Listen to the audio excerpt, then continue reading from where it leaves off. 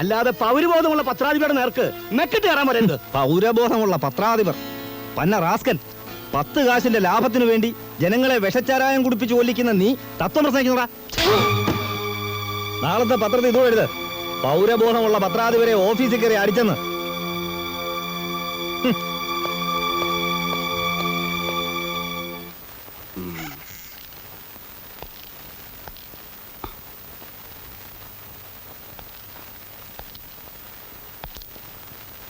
മിനിഞ്ഞാന്ന് രാത്രി ലൂസി പറഞ്ഞതേ ഉള്ളൂ, ഒരു ഇൻഡ്യൂഷൻ പോലെ തന്റെ കസേര തെറിക്കാറായെന്ന്.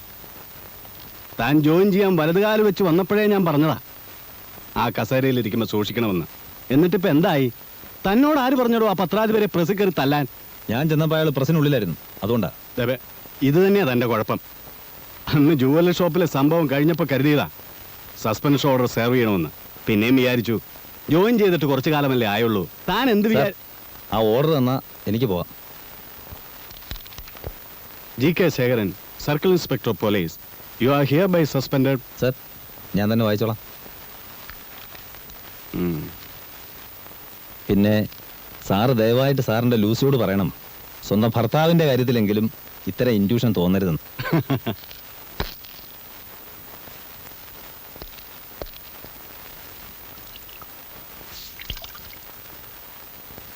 ജോലിക്കാരി പിന്നെ ഒന്നില്ലേ?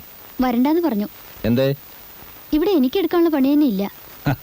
ഇവിടെ വീട് കിട്ടുന്നതിന് മുമ്പ് ജോലിക്ക് ആൾ നിർത്തണമെന്ന് പറഞ്ഞ് ബഹളം ഉണ്ടാക്കിയത് താനല്ലേ? കുഞ്ഞിനെ നോക്കലും വീട്ടു ജോലി ഒരുമിച്ച് പറ്റത്തില്ല എന്ന് പറഞ്ഞിട്ട്. അതൊന്നും സാരമില്ല.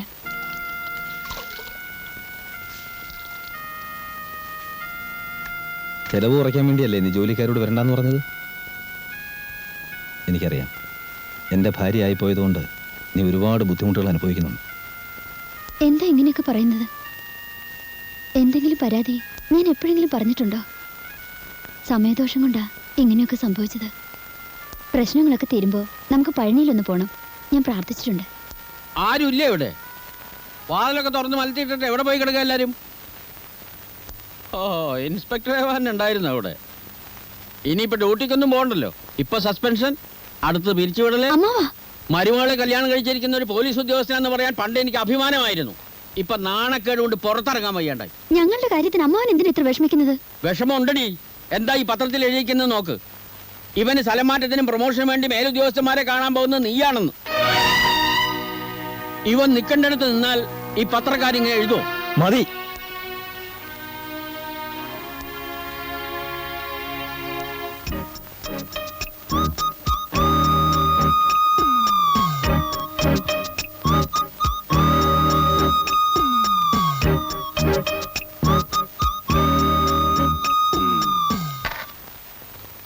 ഇന്നത്തെ പോസ്റ്റിലാണോ ഇത് വന്നത്? അതെ സർ. ഞായറാഴ്ച അർദ്ധരാത്രിക്ക് മുമ്പ് ഈ സ്ഥലം കൊള്ളയടിക്കുമെന്ന് പറഞ്ഞാൽ നാളെയല്ലേ ഞായറാഴ്ച? അതെ സർ. ചുറ്റും കാടുള്ള ഒരു ക്ഷേത്രമാകാനാണ് സാധ്യത. വിഗ്രഹമോഷണമായിരിക്കും. മിസ്റ്റർ ഭാസ്കർ സർ, ഈ സിറ്റിയിലും പരിസരങ്ങളിലുള്ള എല്ലാ ക്ഷേത്രങ്ങളും റിപ്പോർട്ട് പെട്ടെന്ന് എനിക്ക് കിട്ടണം. Yes sir. മൊത്തം 12ഓളം ക്ഷേത്രങ്ങൾ ഈ പട്ടണത്തിലും പ്രാന്തപ്രദേശങ്ങളുമായിട്ടുണ്ട്. ഓരോ യൂണിറ്റിനും ഏത് ക്ഷേത്രത്തിലാണ് ഡ്യൂട്ടി എന്നുള്ള ഇൻസ്ട്രക്ഷൻ ഞാൻ നിങ്ങൾക്ക് തന്നിട്ടുണ്ട്. നാളത്തേക്ക് ആക്കണ്ട. You start your duty as of from now until day after morning. Yes sir.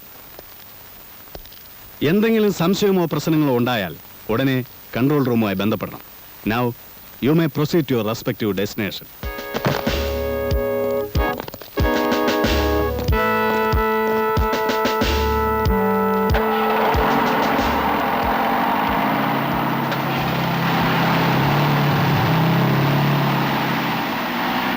ഉണ്ണിയാരെന്താ leave എടുത്തത്? ഒരമ്പലത്തിൽ സ്പെഷ്യൽ ഡ്യൂട്ടിയാ, ഞാൻ പോയില്ല. അമ്പലത്തിൽ എന്താ ഉത്സവം മറ്റാണോ? ഉത്സവമൊന്നല്ല, നമ്മളെ പട്ടാപ്പകൽ പരിച്ച കള്ളനില്ലേ, അവനിപ്പോ നോട്ടായിട്ടിരിക്കുന്നത് ക്ഷേത്രത്തിലാ. ക്ഷേത്രത്തില്? 2 ദിവസം മുമ്പ് സ്റ്റേഷനിൽ പോസ്റ്റിലായിട്ട് ഒരു കവർ വന്നു. അതിനകത്തൊരു പടവുണ്ട്, ഒരു ക്ഷേത്രവും ചുറ്റും കുറച്ച് കാടും. ഇന്ന് അർദ്ധരാത്രിക്ക് മുമ്പ് ഈ സ്ഥലം കൊള്ളടിക്കുമെന്ന് ഒരു കുറിപ്പും. ആ പഹൻ കഷ്ടകാലത്തിന് ഞാൻ ഡ്യൂട്ടി ചെയ്യുന്ന ക്ഷേത്രത്തിലെങ്ങാൻ വന്ന് കയറും.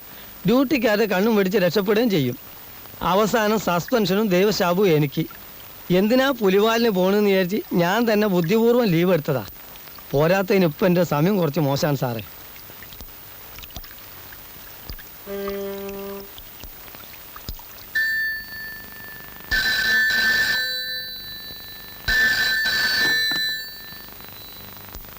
ഹലോ, അമ്പലക്കാടനാണ്. അമ്പലക്കാടൻ. എന്താ ഇപ്പൊ ബോധ്യമായോ അമ്പലക്കാടനോട് കളിച്ചാൽ എങ്ങനെ ഇരിക്കുമെന്ന്? എന്താ മിണ്ടാത്തേ? ഒരു ക്ഷേത്രവും ചുറ്റും കുറച്ച് കാടും. ഇന്ന് അർദ്ധരാത്രിക്ക് മുമ്പ് ഈ സ്ഥലം കൊള്ളടിക്കുമെന്ന് ഒരു കുറിപ്പും.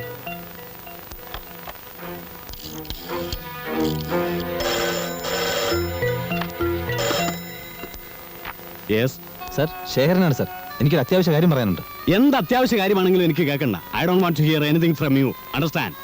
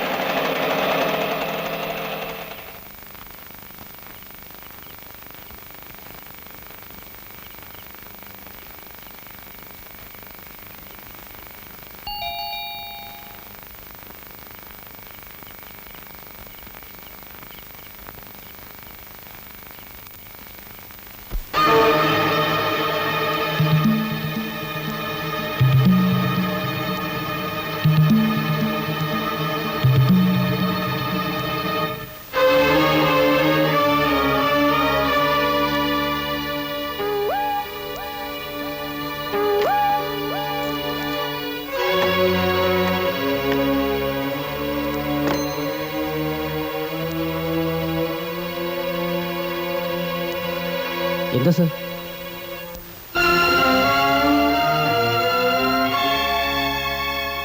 കൃഷ്ണന്റെ കാവലനെ അറസ്റ്റ് ചെയ്യുക.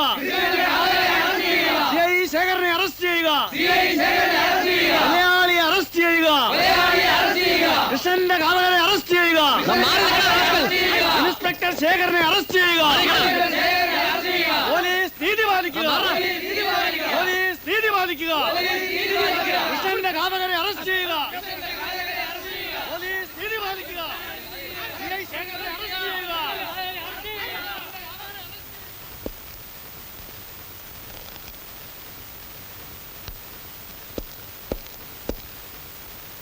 പോസ്റ്റ്മോർട്ടം റിപ്പോർട്ട് കിട്ടിയോ? കിട്ടി സാർ. അതിലെന്താ ഉള്ളത്? തലച്ചോറിലേറ്റ ഇടിയുടെ ആഘാതമാണ് മരണകാരണം. മാത്രമല്ല ശരീരത്തിൽ പല ഭാഗത്തും അടിയുടെ പാടുകളുണ്ട്. ഹലോ, യെസ്, ശരി സാർ. IG സാർ, മാത്യൂസ് ആണ്. ഉവ്വ, പേപ്പറിൽ ന്യൂസൊക്കെ വായിച്ചു. സാർ, അറസ്റ്റ് ചെയ്യേണ്ട ഒരു പോലീസ് ഓഫീസറെയാണ്. അതുകൊണ്ട് അവരല്പം. No regrets. എനിക്കിവിടെ ഇരിക്കപ്പെടുന്നില്ല. നാട്ടിലുള്ള പത്രക്കാർക്ക് മുഴുവൻ ഹാലുകളായിരിക്കുക. CM തന്നെ 6 പ്രാവശ്യം വിളിച്ചു കഴിഞ്ഞു. അയാൾ ഇനിയും അറസ്റ്റ് ചെയ്യില്ല എന്ന് ചോദിച്ചുകൊണ്ട്. സിവിലിയൻ ആയാലും ശരി, ഫോഴ്സിലുള്ള ആളായാലും ശരി, കുറ്റവാളികൾക്ക് ഒരു ദാക്ഷിണ്യവും പാടില്ല. Effect the arrest immediately.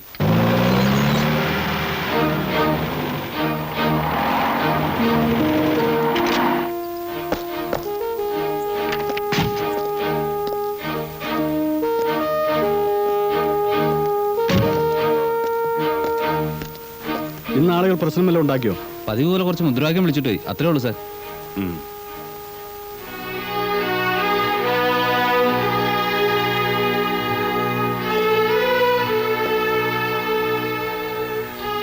ഒരു അറസ്റ്റ് അവോയ്ഡ് ചെയ്യാൻ ഞാൻ ആവുന്നത്ര ശ്രമിച്ചു നോക്കി. പക്ഷേ പ്രയോജനം ഉണ്ടായില്ല. അത്രയ്ക്കും പ്രഷർ ഉണ്ടായിരുന്നു മോളിൽ നിന്ന്.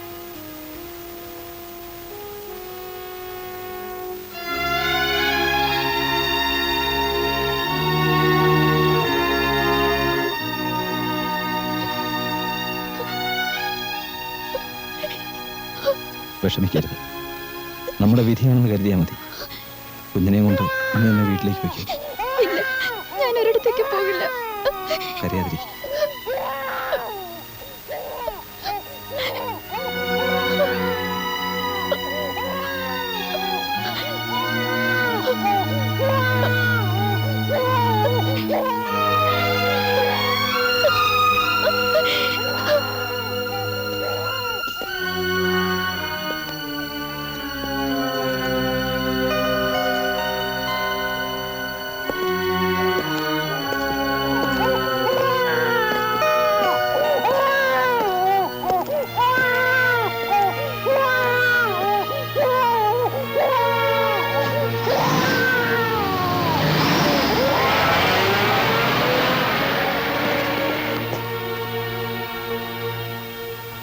യുവർ ഓണർ, വിസ്തരിക്കപ്പെട്ട സാക്ഷികളുടെ മൊഴിയും മറ്റ് സാഹചര്യ തെളിവുകളും വെച്ച് നോക്കുമ്പോൾ സർക്കിൾ ഇൻസ്പെക്ടർ ശേഖരൻ തന്നെയാണ് കുറ്റം ചെയ്തത് എന്ന് പൂർണ്ണമായും ബോധ്യപ്പെട്ടിരിക്കുന്നു. ഒന്നാം സാക്ഷിയും കൊല്ലപ്പെട്ട കൃഷ്ണന്റെ വീട്ടിലെ ജോലിക്കാരനുമായ അശോകൻ പ്രതി കൃത്യം നിർവഹിച്ചതിന് ശേഷം അവിടെ നിന്ന് ഇറങ്ങിപ്പോകുന്നത് കണ്ടു എന്ന് പറയുന്നത് പൂർണ്ണമായും വിശ്വസനീയമാണ്. അതുപോലെ തന്നെ പ്രതിയെ സംഭവത്തിന് മുമ്പ് കൃഷ്ണന്റെ വീട്ടിൽ കൊണ്ടുചെന്നാക്കിയ KR 2746 ഓട്ടോറിക്ഷയുടെ ഡ്രൈവർ മത്തായിയുടെ മൊഴിയും പ്രതി തന്നെയാണ് കുറ്റം ചെയ്തിട്ടുള്ളത് എന്നുള്ളതിന് ബലമേകും. പോസ്റ്റ്മോർട്ടം റിപ്പോർട്ട് അനുസരിച്ചുള്ള മരണസമയവും പ്രതി അവിടെ ചെന്നതായി പറയുന്ന സമയവും ഒന്നാണെന്ന് സാക്ഷികളുടെ മൊഴിയിൽ നിന്ന് വ്യക്തമാകുന്നുണ്ട്. കൊല്ലപ്പെട്ട കൃഷ്ണനോട് പ്രതിക്ക് പൂർവ്വവൈരാഗ്യമുണ്ടെന്നുള്ളത് സ്പഷ്ടമാണ്. കൊല്ലപ്പെട്ട കൃഷ്ണനെ പ്രതി അയാളുടെ പ്രസ്സിൽ വെച്ച് പരസ്യമായി മർദ്ദിച്ചതിനും പുലഭ്യം പറഞ്ഞതിനും തെളിവുകളുണ്ട്. താൻ സസ്പെൻഷനിലാകാനുള്ള കാരണം കൊല്ലപ്പെട്ട കൃഷ്ണനാണ് എന്ന് മനസ്സിലാക്കിയ പ്രതി പ്രതികാരം വീട്ടുകയായിരുന്നു. ഏതോ കള്ളനെ പിടിക്കാൻ വേണ്ടിയാണ് പ്രതി കൃഷ്ണന്റെ വീട്ടിൽ ചെന്നത് എന്ന ഡിഫൻസ് വക്കീലിന്റെ വാദം ഒരു തരത്തിൽ നിലനിൽക്കുകയില്ല. കാരണം സസ്പെൻഷനിൽ ഇരിക്കുന്ന ഒരു ഓഫീസർക്ക് ഔദ്യോഗിക ചുമതലകളൊന്നുമില്ല. അപ്പോൾ എന്തിനായി പ്രതി അവിടെ ചെന്നു? അതിനൊന്നും ന്യായമായ കാരണങ്ങൾ ഡിഫൻസ് വക്കീൽ നിർത്തിയിട്ടില്ല. യുവർ ഓണർ, പട്ടണത്തിലെ മാന്യനും പത്രമുടമയുമായ കൃഷ്ണനെ വ്യക്തിവൈരാഗ്യം തീർക്കാൻ വേണ്ടി ക്രൂരമായി മർദ്ദിച്ച് കൊലപ്പെടുത്തിയതാണെന്നുള്ളത് സംശയാതീതമായി തെളിഞ്ഞിരിക്കുന്ന സ്ഥിതിക്ക് ഈ പ്രതിക്ക് ഇന്ത്യൻ ശിക്ഷാ നിയമം അനുവദിക്കുന്ന ഏറ്റവും കഠിനമായ ശിക്ഷ തന്നെ നൽകണമെന്ന് ഞാൻ ബഹുമാനപ്പെട്ട കോടതിയോട് അപേക്ഷിക്കുകയാണ്. That's all your owner.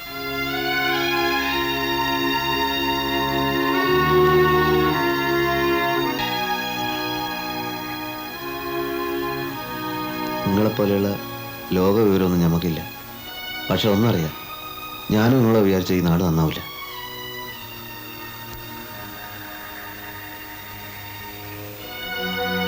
ആർക്ക് വേണ്ടിയിട്ടാണ് നിങ്ങൾ ബേജാറാവുന്നത്?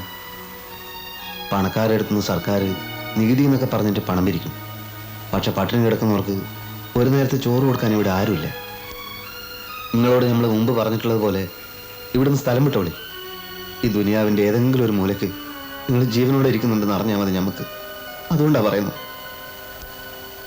നമ്മുടെയൊക്കെ തലയിൽ ചിലതൊക്കെ പടച്ചോ മരച്ചു വെച്ചിട്ടുണ്ട് ജമാലെ. അതുപോലെ നടക്കും.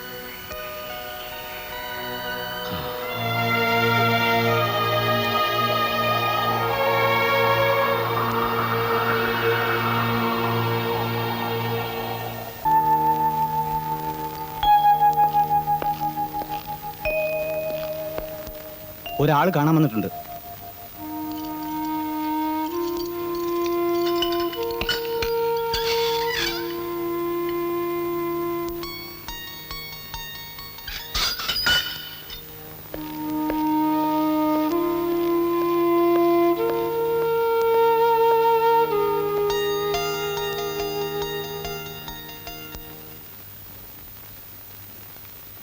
മനസ്സിലായില്ലല്ലേ? രൂപം കൊണ്ട് എന്നെ തിരിച്ചറിഞ്ഞില്ലെങ്കിലും ശബ്ദം കൊണ്ടറിയാൻ നിങ്ങൾക്ക് സാധിക്കും. ഫോണിൽ പലപ്പോഴും നമ്മൾ തമ്മിൽ സംസാരിച്ചിട്ടുണ്ട്. യെസ്, ഞാൻ തന്നെ. ഇങ്ങനെയൊരു കണ്ടുമുട്ടൽ ഞാൻ തീരെ പ്രതീക്ഷിച്ചതല്ല. കള്ളം പുറത്ത്, പോലീസ് അകത്ത്. വിധി എന്നല്ലാണ്ട് എന്താ പറയാ.